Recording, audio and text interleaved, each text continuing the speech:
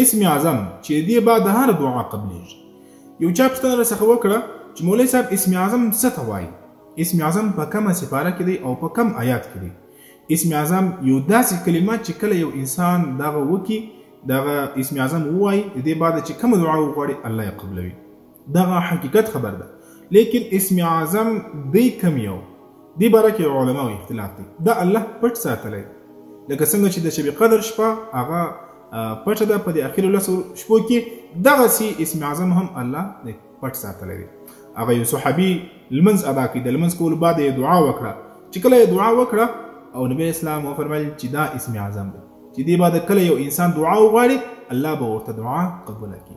نو هغه کومه دعا ده هغه به هم زه تاسو ته وښیم خو تاسو ته زه یو خواست کوم. زما د ټیک ټاک اکاونټ دغه آی ډي چې ده دا خرابه سوې ده دې باندې ویوز نه راځي یو چا ریپورټ کړولی دی که څه شي دی خو زه د الله د رضا لپاره تاسو اپیل کوم چې تاسو ضرور د ویډیو سره ډیوټ وکړئ او دغه لایک او کمنټ او زیات شیر چې دی هغه وکړئ چې دی بیرته دغه د دین په نسبت سره دغه یو لاره ده دا بیرته سمه سي او تاسو سره بیرته تعلق پیدا سي. نو علما فرمایي چې اسم اعظم هغه په سورة الاخلاص کې دی. بعض علما فرمایي چې اسم اعظم په الحي القیوم کې دی. بعض علما فرمایي چې اسم اعظم په خپله په دې لفظ الله کې دی. لیکن هغه صحابي چې کله د لمانځه باندې دعا وغوښتله چې نبي اسلام ویل چې دا اسم اعظم دی هغه کومه دعا ده زه به یې په سکرین باندې هم درته ولیکم او تاسې یاده کړئ د دې په برکت سره دعا یې وغواړئ الله به ستاسې دعاوې قبلوي.